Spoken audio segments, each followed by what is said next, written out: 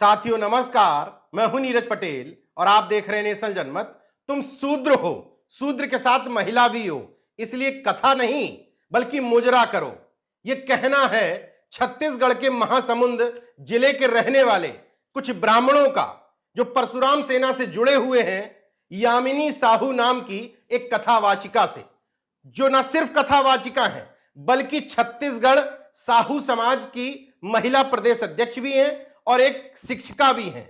उनको फोन करके धमकाने वाले ब्राह्मण समाज के लोगों ने कहा कि व्यास मंच पर बैठकर तुमने भागवत कथा वाचन करके शास्त्रों पुराणों का अपमान किया है, इसलिए तुमको नाच गाना करके मुजरा करके पैसे कमाने चाहिए, भागवत कथा के माध्यम से नहीं। तुलसीदास चौबे जी द्वारा रचित रामचरितमानस वेद पुराण शास्त्रों के हिसाब से एक तेली जाति की महिला को शूद्र कहने में कोई आश्चर्य नहीं होना चाहिए, मगर यह देश अब मनुस्मृति के विधान से नहीं बल्कि बाबा साहब के संविधान के हिसाब से चल रहा है। और उस संविधान का आर्टिकल 15 यानी कि अनुच्छेद 15 कहता है कि धर्म, मूल वंश, जाति, लिंग, जन्म स्थान के आधार पर किसी भी भारत के नागरिक से भेदभाव नहीं किया जा सकता। और इस संविधान की रक्षा करने का उत्तरदायित्व है देश के प्रधानमंत्री नरेंद्र मोदी जी के पास। वैसे तो उनकी जाति मोड़ घांची है, मगर न सिर्फ अप्रत्यक्ष तौर पर प्रधानमंत्री नरेंद्र मोदी बल्कि उनके भक्त भी ये बताने की कोशिश करते हैं कि मोड़ घांची जो जाति है वो उत्तर भारत में तेली बिरादरी से मिलती जुलती है, इसलिए क्योंकि मोड़ घांची जाति का कोई उपयोग तो उत्तर भारत में किया नहीं जा सकता, तो कम से कम तेली बताने पर एक बड़ा जाति वर्ग उनको वोट बैंक के तौर पर मिलता है। जसोदा बेन को प्रधानमंत्री नरेंद्र मोदी की पत्नी के तौर पर उत्तर भारत में तेली समाज के कार्यक्रमों में जाते हुए देखा है। मतलब परशुराम सेना के ब्रह्मज्ञानियों ने यामिनी साहू को यह बताने की कोशिश की है कि भले ही आपके समाज के लोग खुद को प्रधानमंत्री नरेंद्र मोदी से जोड़ लें, वैश्य होने की गलतफहमी पाल लें, खुद को व्यापारी वर्ग से जोड़ लें, मगर आज भी ब्राह्मणों के अनुसार तेली समाज के लोग शूद्र वर्ण में ही आते हैं। मेरे एक मित्र मुझसे बहुत बहस किया करते थे, साहू समाज से थे, कि हम शूद्र में नहीं बल्कि व्यवसायी वर्ग हैं, संपन्न लोग हैं, पैसे वाले लोग हैं, इसलिए हम वर्ण व्यवस्था के हिसाब से वैश्य में आते हैं। संविधान को मानने के हिसाब से मैं वर्ण व्यवस्था में यकीन नहीं रखता, मगर उनकी गलतफहमी दूर करने के लिए मैंने पूछा कि चलिए मान लेता हूं तेली समाज के लोग तेल का अच्छा काम करते हैं, तो मुझे देश की टॉप 5 या टॉप 10 कंपनियों में से एक कोई कंपनी बता दो तेल, घी या डालडे की, जिसका मालिक तेली समाज का व्यक्ति हो, बनिया ना हो। नहीं बता पाए। जो इक्का दुक्का छोटी मोटी कंपनियों के नाम बताए वो कुछ जिलों तक सीमित थी या किसी प्रदेश स्तर तक उनका डिस्ट्रीब्यूशन था। देश की टॉप 10 कंपनियों में तेली समाज की एक भी कंपनी का वो नाम नहीं बता पाए। अब सवाल उठता है कि शूद्र होने का रेफरेंस कहां से मिलता है? क्यों तेली वर्ग के लोगों को, कलवार समाज के लोगों को, जायसवाल समाज के लोगों को शूद्र कहा जाता है? दरअसल तुलसीदास चौबे ने जो रामचरितमानस लिखी है उसके उत्तरकांड के दोहा नंबर 99 के अनुसार, जे वर्णाधम तेली कुमारा, स्वपत किरात कोल कलवारा, नारी मरी ग्रह संपत्ति नासी, मूल मुड़ाए भय सन्यासी, ते विप्रन संग आपहु पुजा वहीं, उभय लोक निज हाथ नसा वहीं। इसका अर्थ यह है हिंदी में, ये अधम जातियों के लोग तेली, कुम्हार, चांडाल, किरात, कोल, कलवार पत्नी के मरने पर और घर की संपत्ति नष्ट हो जाने पर सिर मुड़ाकर सन्यासी बन जाते हैं और अपनी पूजा ब्राह्मणों से करवाते हैं और इस प्रकार से अपने दोनों लोगों की बर्बादी करते हैं। तो यामिनी साहू इस दोहे के हिसाब से तेली होने की वजह से शूद्र हो गई।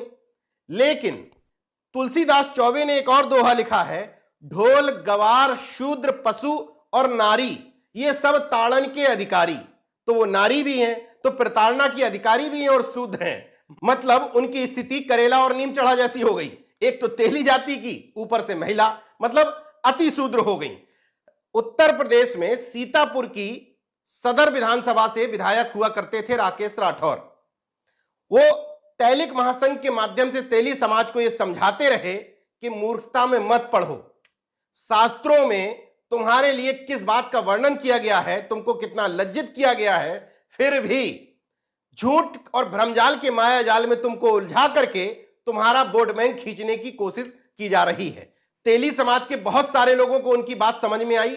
बहुत सारे लोग जिनको ये बात सुनकर के तकलीफ होती थी, उनको इस एपिसोड को गौर से देख लेना चाहिए और यामिनी साहू की बात को खुद अपने कानों से सुन लेना चाहिए। मामला ये है कि 15 तारीख को कुछ लोगों के फोन आए और उन्होंने अपना, मैं उन लोगों को नहीं जानती थी कि वो कौन है, उन्होंने अपना नाम खुद बताया और उन्होंने मुझे कहा कि आप भागवत के अधिकारी नहीं हैं और नहीं कर सकती हैं। एक बात उन्होंने प्रमुखता से कही कि स्त्री जाति को अधिकार नहीं है। दूसरा उन्होंने कहा आप शूद्र हैं और शूद्र होने के कारण भी आपको अधिकार नहीं है और आपको ये हम करने नहीं देंगे। इस तरह से सभी लोगों ने कही, जाति सूचक बातें कही और अपमान भरे शब्द भी और कहे उन्होंने। फोन करने वाले ब्राह्मण को यामिनी साहू ने एक बात बहुत अच्छी कही कि ब्राह्मण समाज की महिलाएं भी तो कथा वाचन करती हैं, फिर आपको तकलीफ क्यों नहीं है। इसका उत्तर ब्राह्मण भले ही न दे पाया हो, लेकिन मैं बता देता हूं। दरअसल ये पूरा मामला व्यवसाय से जुड़ा हुआ है। जाति उसमें एक फैक्टर है, लेकिन असली मतलब यह है कि अगर शूद्र वर्ण के लोग, ओबीसी और दलित वर्ग के लोग भी कथा वाचन करने लगेंगे तो उनका धंधा मंदा पड़ जाएगा। यह बात इसलिए कह रहा हूं क्योंकि कहीं भी कोई भी कथा वाचन मुफ्त में नहीं किया जाता है। यह कोई समाज सेवा या ईश्वर सेवा नहीं है, बल्कि विशुद्ध व्यवसाय और धंधा है। कथा वाचन का रेट प्रसिद्धि के हिसाब से तय होता है। जितना बड़ा कथावाचक उसका रेट उतना ज्यादा। अगर यामिनी साहू जैसा कोई उनके धंधे में घुस जाएगा तो उनके धंधे का नुकसान होने लगेगा। अभी तक कथावाचन में ब्राह्मण समाज के लिए 100% रिजर्वेशन चला आ रहा था, लेकिन इस रिजर्वेशन को तमाम लोग अब चुनौती देने लगे हैं तो उनके धंधे पर भी तो संकट आ गया है। मूल वजह यही समझ में आती है। इसके बाद जातिवादी नफरत का मामला तो बनता ही बनता है, मगर इस मामले में केवल प्रधानमंत्री नरेंद्र मोदी की बात भर करने से काम नहीं चलेगा। क्योंकि मामला छत्तीसगढ़ का है और छत्तीसगढ़ में मुख्यमंत्री हैं भूपेश बघेल, पिछड़ी जाति से आते हैं, और गृह मंत्री हैं जो कभी कांग्रेस के ओबीसी विभाग के अध्यक्ष हुआ करते थे, ताम्रध्वज साहू, जो यामिनी साहू की ही जाति से आते हैं। मुख्यमंत्री और गृह मंत्री के ओबीसी होने के बावजूद 5 दिन हो चुके हैं यामिनी साहू को कंप्लेंट दर्ज करवाए हुए। अभी तक एसपी विवेक शुक्ला द्वारा किसी भी आरोपी की गिरफ्तारी नहीं करवाई जा सकी है, जबकि यामिनी साहू ने 9 मोबाइल नंबर नोट करके अपनी कंप्लेंट में विवेक शुक्ला जी को एक सीडी भी सौंपी थी जिसमें पूरी बातचीत रिकॉर्ड करके दी गई थी। इस पूरे घटनाक्रम का संवैधानिक पहलू यह है कि संविधान इजाजत देता है देश के हर नागरिक को कि वो कोई भी पूजा पद्धति अपनाए, कोई भी धर्म अपनाए ना अपनाए, उसकी मर्जी है। लेकिन इसका एक दूसरा पहलू है, सामाजिक पहलू। उस पर मैं पत्रकार की हैसियत से नहीं बल्कि एक सामाजिक कार्यकर्ता की हैसियत से यह कहना चाहता हूं कि वो तमाम सारे क्षेत्र जिनमें बार बार आपको नीच दिखाने की कोशिश की जाती है, आपके साथ हीन भावना का बर्ताव किया जाता है। कई जगह से खबरें आती हैं कि दलितों को मंदिरों से भगा दिया गया। आपको मंदिर से भगाया जा रहा है तो मंदिर जाने की आवश्यकता ही क्या है? ऐसा तो नहीं है कि ये तमाम सारे अंधविश्वास पाखंड को बिना अपनाए आपके बच्चों का भविष्य निर्माण नहीं हो सकता है। हालांकि संवैधानिक नजरिए से मंदिर से भगाना, स्कूल से भगाना, अस्पताल से भगाना तीनों एक है, लेकिन सामाजिक संदर्भ में कहें तो मंदिर से भगाने से आपका कोई नुकसान नहीं हो रहा, लेकिन अस्पताल और स्कूल से भगा दिया जाएगा तो आपके बच्चों का भविष्य बर्बाद हो जाएगा। ये तमाम सारी बातें आपको समझ में आ जाएं तो बहुत अच्छा है, वरना इसी तरह का नव ब्राह्मणवाद आप अपने यहां शुरू करते रहिए जिस तरह का टीकाराम साहू जी ने किया। टीकाराम साहू अपने यहां भागवत कथा करवा रहे थे, 20 से 27 मार्च के बीच में होनी थी। उसी में कार्ड में इनका यामिनी साहू का नाम था, वो भी मजबूरी में था। पहले वो पढ़वाना चाह रहे थे किसी ब्राह्मण से, ब्राह्मण कथावाचक के पास समय नहीं था तो उन्होंने अपनी सजाती कथावाचक यामिनी साहू को बुला लिया। ब्राह्मण समाज के लोगों को इसमें भी तकलीफ हो गई और आपके समाज का, उस व्यक्ति का अपमान कर दिया। वंचित तबके को जितनी जल्दी यह बात समझ में आ जाए कि उनकी लड़ाई धर्म पर कब्जा करने की नहीं बल्कि देश के संसाधनों का, भागीदारी का, हिस्सेदारी का, नौकरियों का, व्यवसाय का समुचित बंटवारा करने में है। मतलब उनके बच्चों का भविष्य वैज्ञानिक चिंतन और मानववादी दृष्टिकोण डेवलप करने में है। संविधान जिसकी अपेक्षा रखता है। संविधान कहता है कि अंधविश्वास और पाखंड से दूर करना है नागरिकों को, वंचितों का भला भी इसी में है। देखते रहिए नेशन जनमत, जागरूक और सजग बने रहिए। जय विज्ञान, जय संविधान, जय लोकतंत्र। धन्यवाद।